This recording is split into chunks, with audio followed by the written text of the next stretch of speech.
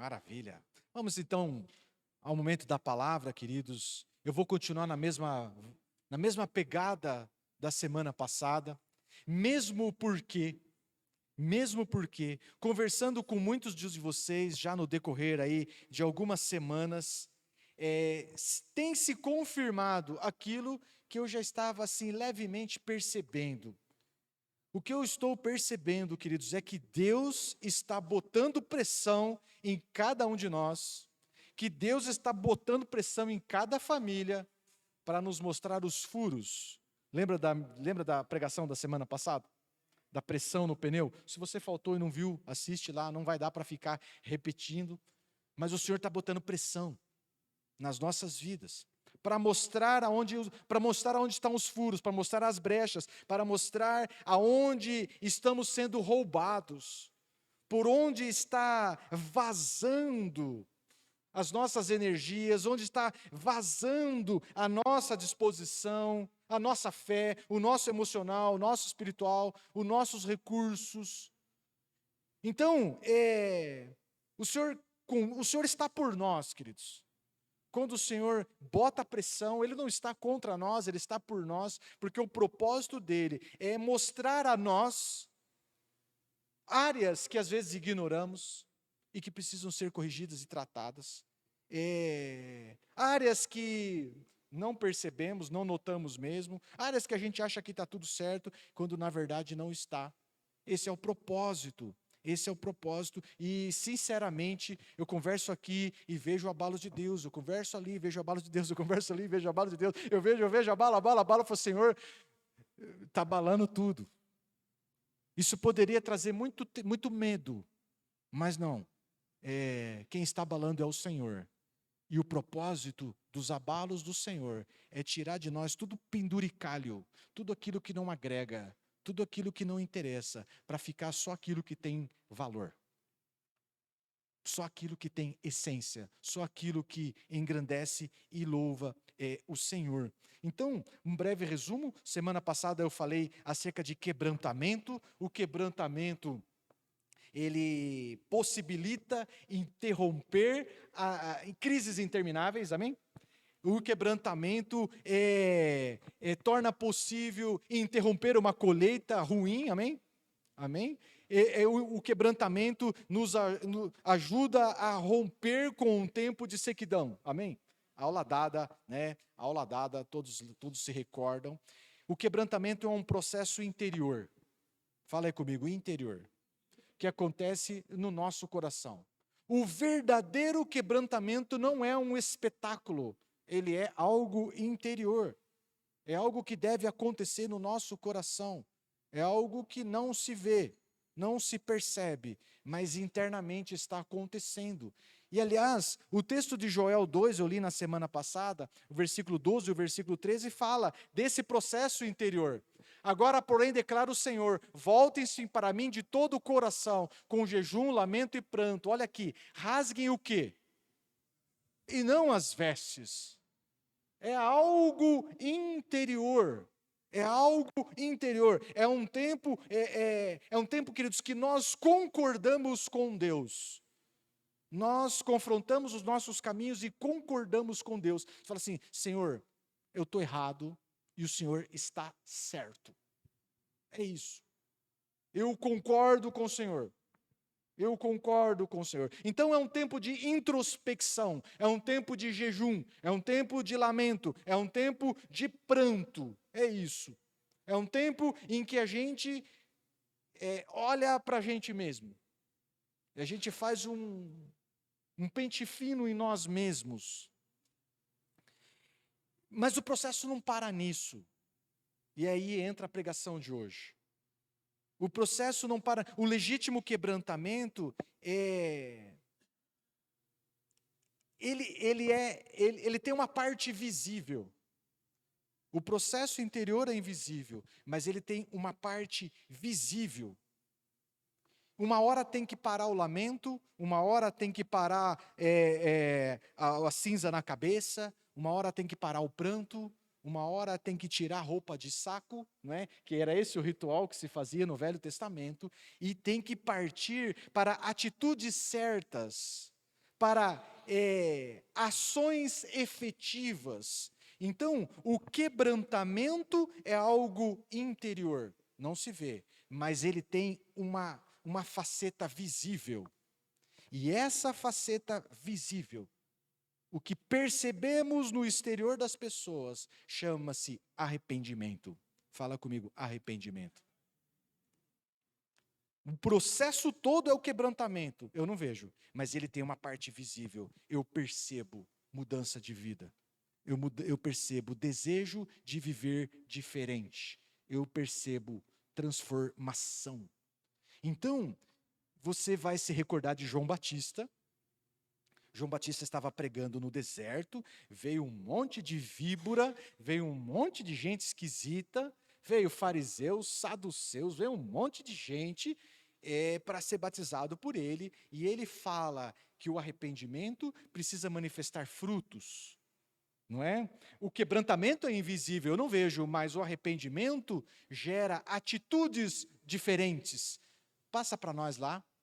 Mateus 3, o versículo 8, João Batista falando para a sua igreja, para o seu público, deem fruto que mostre o arrependimento.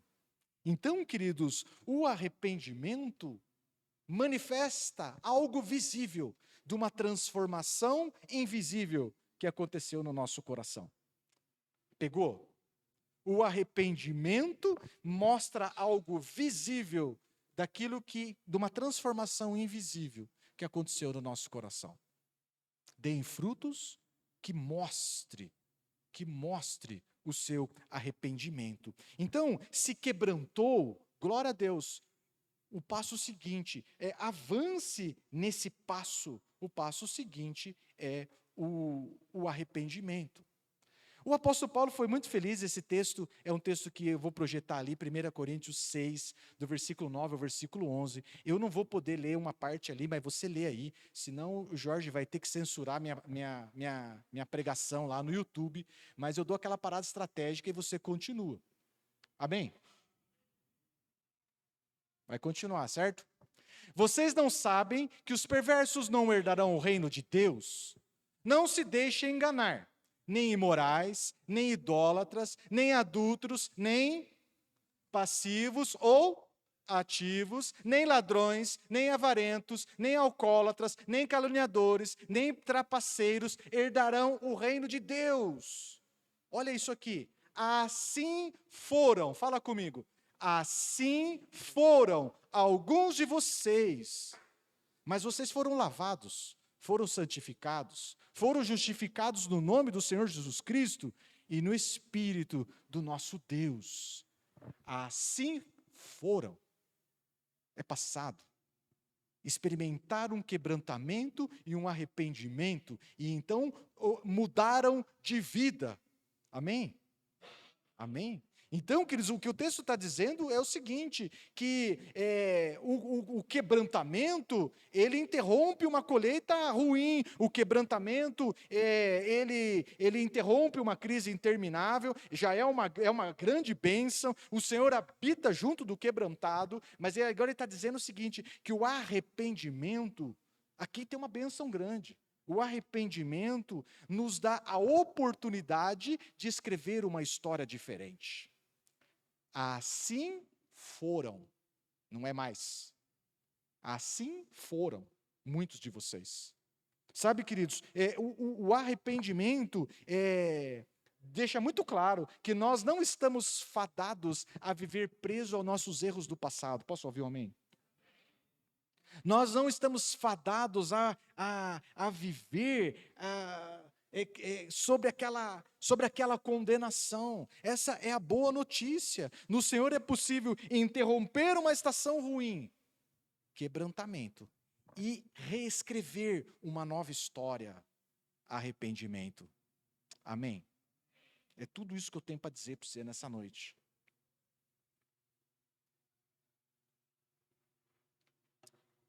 Então, alguém verdadeiramente, fala comigo, verdadeiramente, quebrantado e arrependido, ele não tem dificuldade de confessar os seus pecados.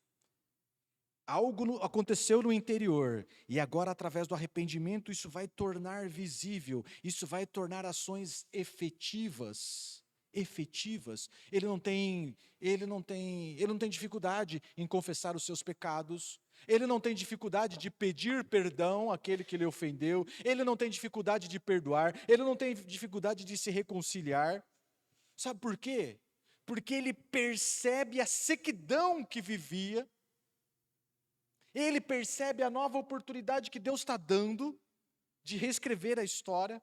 Então ele rompe com o orgulho, ele rompe com seus argumentos, ele rompe com as suas justificativas, ele manifesta os frutos do arrependimento. Ele vai para cima, ele manifesta atitudes efetivas, frutos do arrependimento. Então, assim, vou recorrer a uma história muito conhecida, vai ficar bem fácil a gente entender esse processo, quebrantamento e arrependimento. Lembra da parábola do filho pródigo? Amém? Claro que lembra, fala assim, claro que lembro, claro que lembro, claro que lembro. Né? O filho pródigo desonrou o pai, fez aquela baderna toda. Eu vou pegar aqui ponto já lá na derrocada, lá na decadência, para te mostrar a questão do quebrantamento e a questão do arrependimento. Não é? Lucas 15, do versículo 15 ao versículo 17, olha isso aqui. Vamos repetir a pregação passada. O quebrantamento interrompe uma colheita ruim, interrompe um tempo de sequidão. Vamos comigo. Filho pródigo, já acabou a farra, acabou o dinheiro, por isso foi empregar-se com um dos cidadãos daquela região, que o mandou para o seu campo a fim de cuidar de porcos. Ele desejava encher o estômago com as vagens de alfarrobeira que os porcos comiam. Mas o quê? Ninguém lhe dava nada. Caindo em si, ele disse o quê? Ele disse para ele mesmo. É uma conversa dele com ele mesmo. Quantos empregados do meu pai têm comida de sobra e eu aqui, acontece o quê? Morrendo de fome. Queridos, isso aqui é o quebrantamento. Ele faz uma conversa com ele mesmo, ele analisa as suas escolhas e os seus caminhos e fala assim, rapaz, dei com o burro na água. Olha a minha situação. Olha a minha situação. Olha no que deu os meus caminhos. Olha no que deu a minha rebelião. Olha no que deu a minha rebeldia. Ele reconhece. Esse é o quebrantamento. Esse é o quebrantamento. Mas não para aqui. Adianta ficar lamentando o resto da vida lá tadinho de mim, olha como é a besteira que eu fiz. Precisa se levantar, o processo completo precisa se levantar para ações efetivas. O versículo seguinte, eu me porei a caminho e voltarei para onde? Para o meu pai, e lhe direi, pai, pequei contra o céu. Olha a atitude de alguém verdadeiramente quebrantado. Verdadeiramente quebrantado e arrependido. Ações efetivas. Pai, pequei contra o céu e contra ti, não sou mais digno de ser chamado seu filho, trata-me como um dos teus empregados. A seguir, levantou-se e fez o quê? E foi para com seu pai. Então, queridos, aqui nós temos o quebrantamento, é quando ele cai em si, é quando ele analisa a sua situação, e nós temos o arrependimento, ações efetivas. Ele levanta, ele vai reparar os seus erros, ele confessa o seu pecado, ele busca a reconciliação, ele vai até o Pai. Amém? Amém? Então, vamos recapitular até aqui. O quebrantamento interrompe uma crise, mas o arrependimento nos dá a oportunidade de escrever uma nova história. Bênçãos maravilhosas. Bênçãos, não estamos fadados, assim eram muitos de vós, não estamos fadados a viver debaixo dos nossos, sentenciado pelos nossos erros do passado. Né? Então agora vai escrever a nova história. Fala para o teu irmão, vamos escrever a nova história. Quebrantado e arrependido, vamos escrever a nova história. Não é? Maduros, já aprendeu com os próprios erros, já aprendeu com as próprias dores. Agora, mais maduro, vai escrever uma nova história na companhia do Senhor Jesus Cristo, na orientação do Espírito de Deus. Amém? Uma coisa que me chama a atenção, passa mais um lá, Bia, no Lucas 15, versículo 17, esse rapaz fala assim, ó, estou caindo em si, ele disse, quantos empregados do meu pai têm comida de sobra, eu aqui morrendo de fome. Morrendo de fome. Sabe o que é? Isso aí não é uma expressão de linguagem. Morrendo de fome, não é uma expressão de linguagem. Fala para o teu irmão, não é. Não é. Sabe por que não é? Porque ele estava disposto a comer até a comida do porco. Imagina o desespero. E o texto bíblico fala que nem isso lhe era dado. Então, sabe o que essa expressão quer nos dizer, queridos? Que a insistência, o filho pródigo descobriu que a insistência nesse caminho ia levá-lo à morte. A insistência nesse caminho eu vou morrer, eu vou morrer. Então, queridos, o quebrantamento e o arrependimento é um processo divino que nos poupa a vida. Esse menino só não morreu como um ninguém lá no chiqueiro de porco, porque ele viveu o quebrantamento e o arrependimento. Então, o arrependimento, esse processo divino, fala comigo, nos poupa vida, nos poupa tempo de vida, nos poupa o precioso tempo de vida. É isso. Nos dá a chance de escrever a nova história, com certeza, mas antes disso, nos poupa a vida, nos poupa tempo de vida, nos poupa desperdício de uma vida. E parece que vida vale bastante, sim ou não? Parece que vida vale bastante. Há uns 20 anos atrás, eu estava chegando à liderança, começando a participar da liderança de uma igreja, e já havia um líder, que já era um líder sólido, já estava há algum tempo no exercício da liderança. Não era ninguém novinho, era alguém aí dos seus 35, 38 anos de idade. E esse cidadão embarcou numa rebelião absurda. Absurda mesmo. Ele tinha razão em algumas situações, em boa parte das situações ele tinha razão, mas em função da forma desonrosa com que tratou tudo aquilo, ele perdeu a razão. Então ele meteu o dedo no nariz de autoridade constituída por Deus, constituída por quem? Por Deus, meteu o dedo no nariz de autoridade constituída por Deus, desonrou pessoas, líderes estabelecidos por Deus. E de uma forma assim, foi o protagonista de um escândalo horroroso. Saiu da igreja falando mal de tudo e de todos, e aquilo gerou um mal-estar tremendo. Por muito tempo, a igreja amargou, chateações de comentários, de falácias, de mentiras, de conversinha por muito tempo.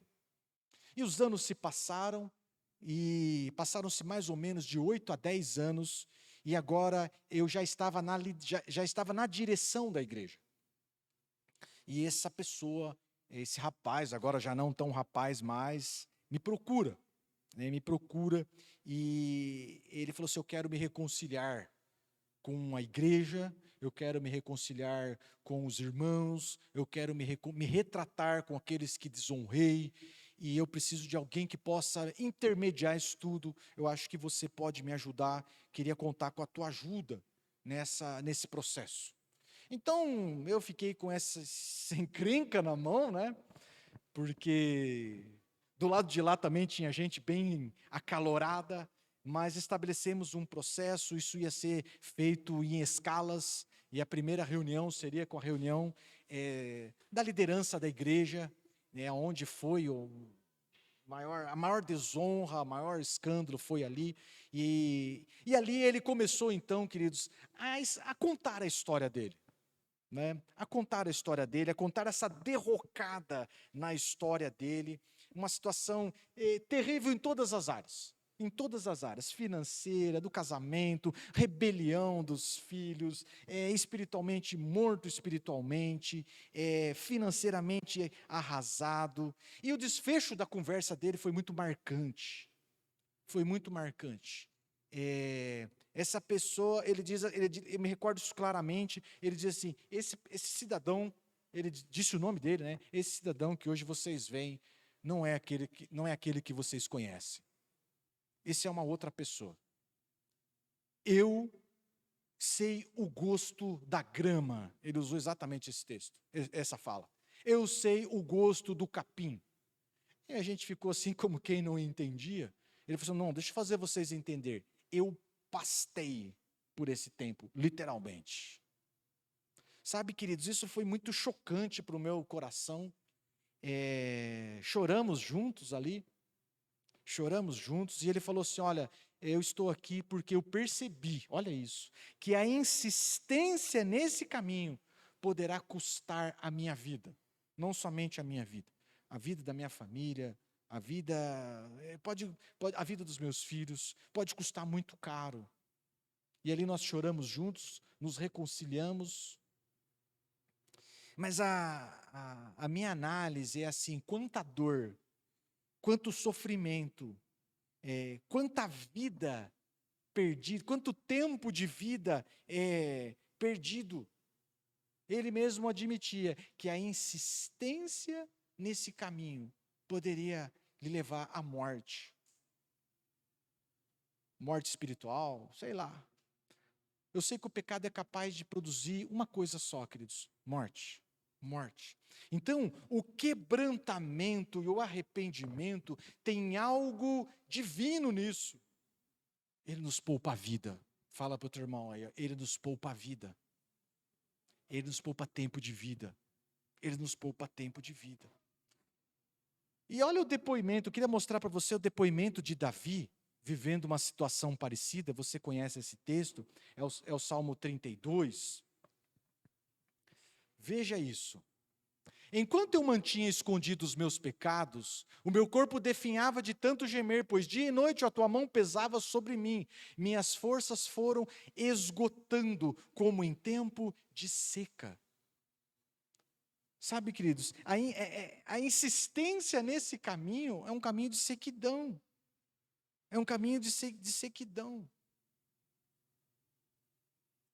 O arrependimento paralisa a crise. Desculpa, o quebrantamento paralisa a crise. Mas o arrependimento nos poupa vida, nos poupa tempo de vida e nos dá a chance de reescrever uma nova história. Davi estava nessa aí. Davi estava nessa aí. O arrependimento, meu irmão, evita um desperdício de vida. Então, para confirmar isso tudo, 2 Samuel é a confissão de Davi a Natã. 2 Samuel, o capítulo 12, o versículo 13, diz assim, Davi, o adúltero, o assassino, quando contestado no seu pecado, então Davi disse a Natã, pequei contra o Senhor. E Natã respondeu, o Senhor perdoou o seu pecado, você não morrerá. Está escrito lá, você não morrerá? Lê para mim lá. Vamos ler junto. Então Davi disse a Natã, vai. Pequei contra o Senhor. E Natã respondeu, o quê? E aí? Você não morrerá. Você não morrerá. Davi admite o seu pecado. Pela lei deveria morrer. Mas quebrantamento e arrependimento é a expressão da graça. Quebrantamento e arrependimento é a expressão da graça. Nos poupa a vida. Você não morrerá. O Senhor aceitou. O Senhor te perdoou. O Senhor te perdoou. Então, pela lei tinha que morrer. Mas o quebrantamento e o arrependimento é a expressão da graça, nos poupa a vida. Salmo 51, Davi vai fazer a sua oração de confissão, vou ler do versículo, só 2 versículos, o 3 e o 4. Olha isso aqui. Pois eu mesmo reconheço as minhas transgressões. E o meu, isso aqui é o seguinte, atitudes efetivas de alguém verdadeiramente quebrantado e arrependido. Pois eu mesmo reconheço as minhas transgressões, e o meu pecado sempre me persegue. Contra ti, só contra ti pequei, e fiz o que tu reprovas, de modo que é justa a tua sentença, e tens razão em condenar-me. Deixa eu resumir isso para você. O Senhor está certo, e eu estou errado. É isso. É isso. Não tem conversa mole, não tem chororô, não tem mais, não tem todavia, não tem portanto. Eu entendi, o Senhor está certo e eu estou errado, mas por misericórdia e graça, me perdoa. Por misericórdia e graça, me perdoa. Sabe, queridos, aqui tem um recado forte para nós. Não estica, não estica o tempo de sequidão. Eu repito, percebo o apertar de Deus na vida de todos vocês. Todos. Não estica. Não estica. Quebrantamento, é isso que o Senhor requer de nós. Arrependimento. Ações efetivas. A saída é essa. A saída é essa. Hoje à noite, o que eu vou fazer com a minha família, eu recomendo que você faça com a sua. Aliás, nós vamos fazer todo mundo junto aqui. É reunir e falar assim, o Senhor está certo e nós estamos errados. O Senhor tem razão. O Senhor tem razão. O Senhor tem razão. O Senhor tem razão sempre. Tem misericórdia de nós. Tem misericórdia de nós. Tem misericórdia de nós. Então, por quê? Porque isso nos poupa a vida. Nos dá a chance de escrever uma nova história, nos poupa precioso tempo de vida, evita lágrimas, evita dores, evita frustrações, evita decepções, evita uma caminhada para depois ter que voltar lá no começo.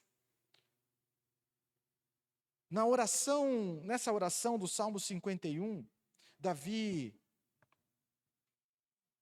poderia morrer, pela lei deveria morrer. Davi se apega à única coisa que tem valor.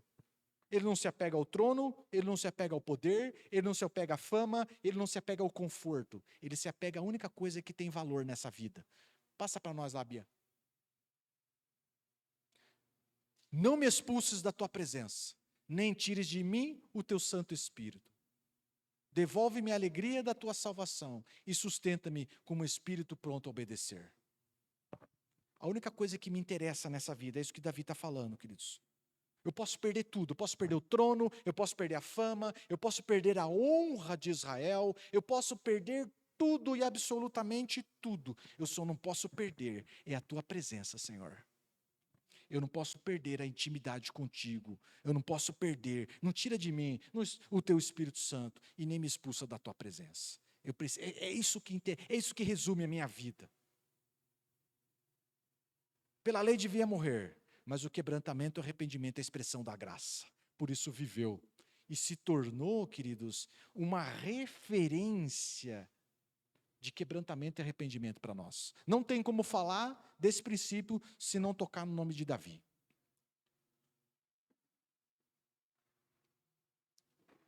Se tornou uma referência em quebrantamento, em arrependimento, em excelência. Então os profetas, você conhece? Quando os profetas vão fazer menção à grandeza do ministério de Jesus, quando os profetas vão fazer menção da grandeza do ministério do Messias, eles precisam recorrer a algo para comparar.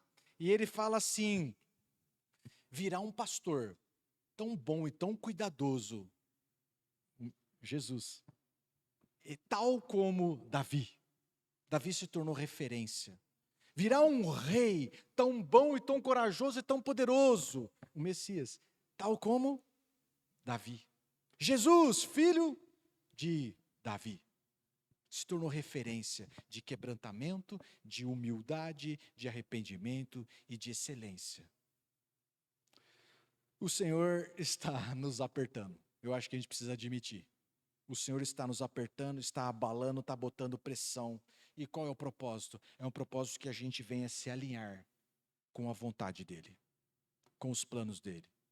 Talvez Ele não tenha outra forma de nos comunicar a vontade dEle, a não ser dando um chacoalhão, dando um aperto, para nos mostrar áreas que a gente precisa corrigir e alinhar. Então, o que eu preciso dizer para você, como alguém que Deus constituiu como pastor na tua vida, é que nós precisamos nos encorajar a passos rápidos e largos rumo ao quebrantamento. Viva o quebrantamento completamente. Viva isso completamente. E prossiga para ações efetivas, que é o arrependimento. Que é o arrependimento. Que é passar para as ações, né? Vou ter atitude, vou ser e vou fazer diferente, vou ser diferente. Para que a gente possa poupar a vida e reescrever uma nova história. Poupar a vida e escrever uma nova história. Amém? Amém? Então, é um tempo, queridos, de nos confrontarmos. O Senhor está nos abalando. O Senhor está nos chacoalhando. Olha para a tua vida e fala assim: o pastor tem razão. Não, Deus tem razão. O Senhor tem razão. Tenha misericórdia de nós. Tenha misericórdia de nós. O Senhor está certo e eu errado. O Senhor está falando e eu estou ignorando a tua voz. É assim que acontece. Deus vai falando, vai falando, vai falando, vai falando. E a gente não vai ouvindo. E aí ele tem que, de alguma forma, nos chamar a atenção. Sabe qual é essa forma? Abalos. É um texto de Hebreus. Nem está na pauta da pregação de hoje. É um texto de Hebreus. Deus recorre aos abalos. Quando as mensagens, quando a palavra, quando os profetas, quando a ministração, o fala, não ouve, Deus recorre aos abalos. Por quê? Por nos amar. Por não aceitar nos deixar onde estamos. Aliás, é uma oração que a gente sempre faz. Olha lá o que você ora. Senhor, não nos deixe onde estamos, leva-nos além. É isso. Então, encerrei. Nós temos aí 20 e poucos minutos temos todo o tempo do mundo para nos arrependermos e nos quebrantarmos.